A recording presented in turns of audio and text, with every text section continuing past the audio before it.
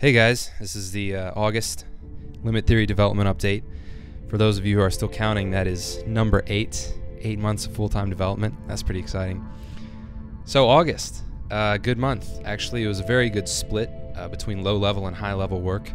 So as usual, I've got some graphics stuff to throw in your face.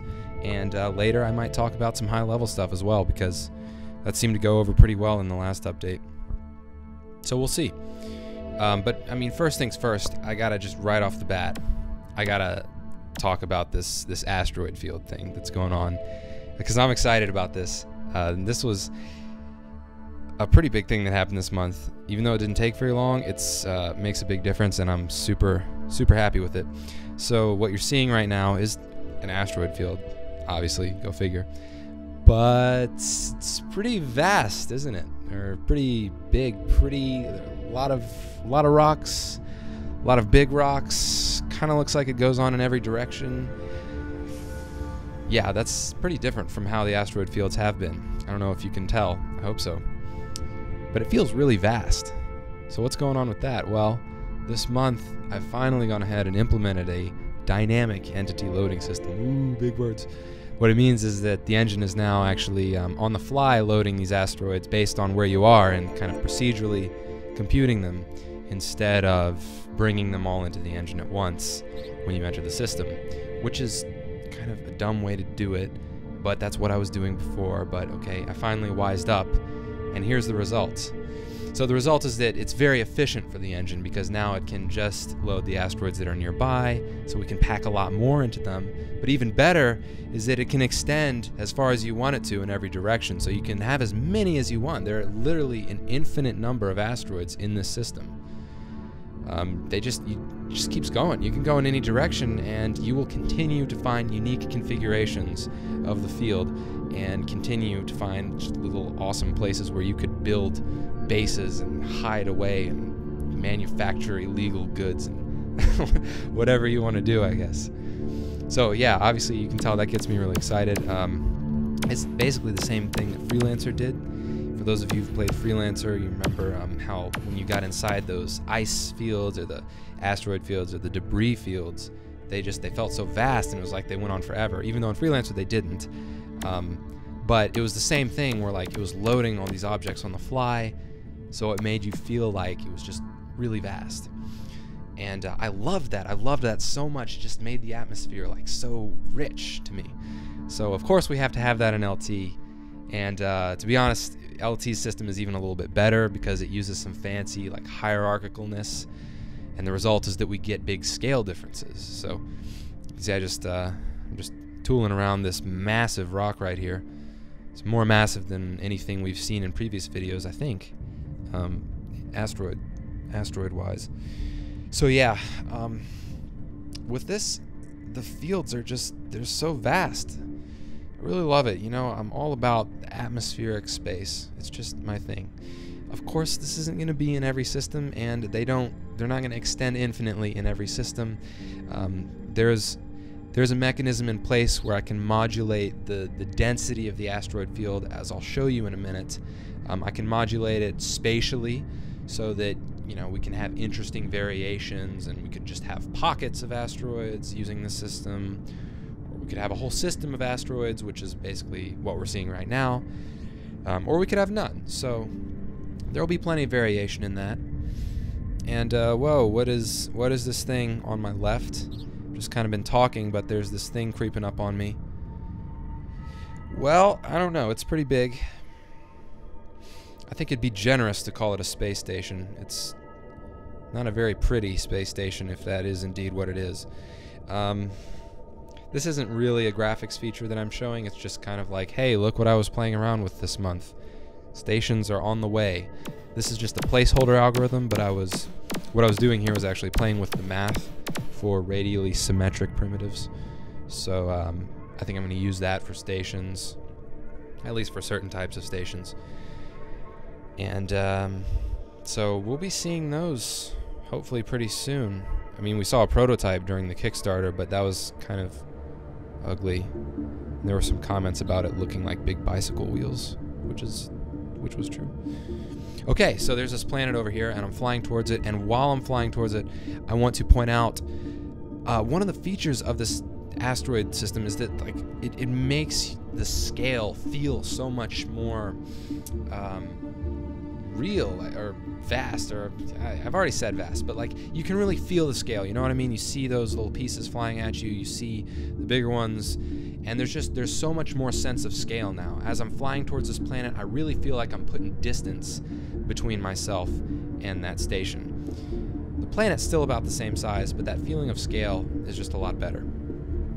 So now you can see I'm in clear space, nice nebulas, of course. You can see the stars, nice and crisp. One thing that's pretty nasty is that you're kind of seeing all those asteroids naked, even though you know that we just came out of a very dusty space. So like, what's up with that? Well, truth is, I haven't figured out how I'm going to do that yet. It's actually a hard problem to, basically render this volume of dust at a distance. It's very easy when you're inside the volume, but to render it from afar, since it's not homogeneous, is going to be tricky, and I haven't figured out how I want to do it yet. But I'll get there. Don't think I can use the same system that Freelancer used, because they were very clever about how they did it, but because of the fact that it's procedural, I don't think I'm going to get away with the same tricks. But I'll figure it out, so that's why it looks kind of awkward right now. You should be seeing like dust, you know, but instead you're just seeing nothing. Okay, while I'm flying by this planet, nothing has changed with the planets. I made them a little bit bigger. So the big comment, the big feedback that I got when I first showed these planets from pretty much unanimously from everybody was need to be bigger. Yeah, you guys want bigger planets. That's understandable. I get it, for sure. The plan was never to have realistically sized planets, but I agree that we could go bigger on them. But the problem is that's going to require some new technical details that I don't have yet. In particular, it's going to require me to upgrade the engine to use something called double precision instead of single precision, which is what most games use. It's what LT uses right now. So you may or may not have heard of that before. It's particularly relevant in the context of games that have huge spaces like Space Sims. But basically, if I want to bump those planet sizes up anymore, I'm going to need to upgrade to double precision. Now, I've done about 50% of that work this month. I finished, I would say, 50% of that upgrade, so it's not done yet, but it's on the way. And we'll get there, and when we do, we'll have much bigger scales. Okay, so while I've been talking, I've navigated over to this jump hole, and I used a warplane, and I want to briefly show off how excited I am that warplanes are now safe, because in LTP and previously up to this month they were completely unsafe because they had asteroids spawning in the middle of them and those would take you out pretty quickly. But now, so I mentioned that I could modulate the density of the asteroid field spatially, and so the engine is doing that for those warplanes, and so you can just imagine that there was a cleanup crew that came before those lanes got built and made them safe for everybody. So yay. I'm going to open the interface now and just show you a little bit the graphics that I've been working on this month. I've improved the interface a lot, just the overall look and feel of it. I haven't actually built any new interfaces, but I do want to show off the graphics, the changes in the existing one. So first of all, everything has rounded edges now. That's a lovely touch. Really makes a surprisingly big difference. Panels have this nice little electric effect behind them, so watch for that as I've got this interface up. I worked a lot on the text rendering as well. The text rendering system is now capable of displaying much crisper text, so I hope you can tell that it's very crisp. Everything's just nice and sharp, which is not how it was previously. Don't know where my fighter went. Yep, and the icons are also crisper. And I have a new font, and I like it even better. So, lots of cool stuff. Of course, there's this cutesy feature where you can choose your color. That's been there since the beginning, actually. It was in LTP as well. But yeah, oh, there's that electric effect. It's looking great. So as soon as I get some more gameplay implemented, we'll start seeing more interfaces, and actually Andy's working on the design for several interfaces as well as redesigns of old ones. So yeah, we'll be seeing a lot more interface work in the coming months, but you know, I'm kind of always trying to upgrade the look and feel of it. So now I've popped into the command interface. We haven't seen the command interface in a few months, so I just wanted to show that it's been revived, it's alive and kicking, and I've done some upgrades to the graphics of it, so it's looking pretty good. I've always loved that holographic style, and I think people like that as well. It's a good looking command interface. I like it. And pretty practical if you have a fleet to command. But okay, while I'm moving around in here, just kind of playing around, I want to talk about the music, because this is a really exciting development. Brand new music this month. So I hope you've noticed that this music that you're hearing in the background is actually a lot better than the music that you usually hear. And the reason is because previously the music has been composed by yours truly, and I'm no professional composer, that's for sure. But this month it was composed by a professional composer. So Mr. François Jolin over at eonsounds.com, the guy who was doing some sound design work for LT previously, this month he's done a preview track for us for the LT soundtrack, just to show us what he can do. And personally, I really love it. It's really high quality, and it's so atmospheric. So let me know if you have thoughts on it. I want to hear what you guys think of it. But I really think he nailed that kind of spacey, atmospheric feeling, and I'm so excited for the potential to work with him. So I imagine he'll be doing at least some of, if not all of, the LT soundtrack, and I'm super excited about that. And you know, that wouldn't have been possible at all, certainly not at all, without the Kickstarter funding. So I really appreciate everyone who backed. Just know that LT is going to have a fantastic soundtrack thanks to that. I'm so happy about that. Music is so important to me.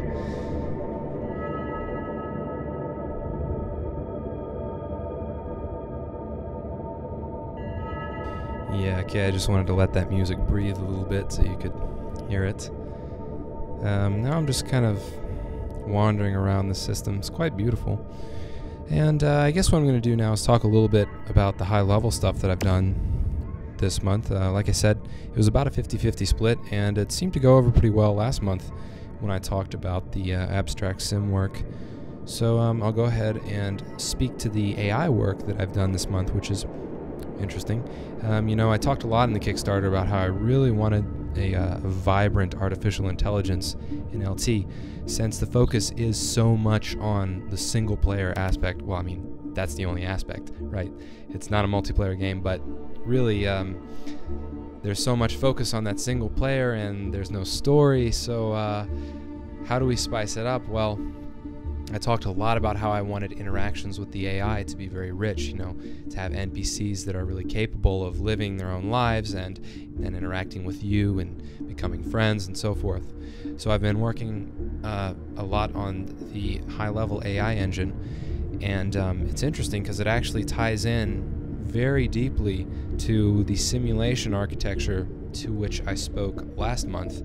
And so I just want to briefly discuss how that works, because I think it's really interesting.